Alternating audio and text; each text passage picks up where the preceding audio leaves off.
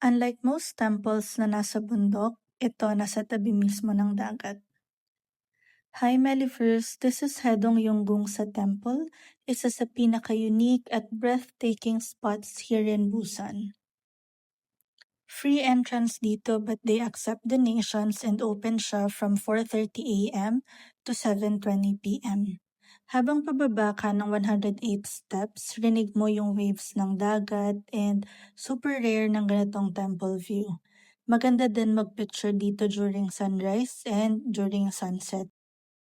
Again, Melly, first 108 steps siya going down ha. So don't forget to wear comfy shoes kasi paakyat naman siya going to the exit. Hindi kami masyado nakapag-picture ng view kasi limited na yung time namin kasi nakaschedule din kami sa Sky Capsule today and sobrang traffic sa Busan. Kaya for sure, babalik kami dito on our next South Korea trip. Pwede niyo to isabay if meron kayong schedule sa Sky Capsule because this is only 20-minute drive from Haeundae Blue Line Park depending on traffic. Save this for your next Busan trip. Thank you, Malifers!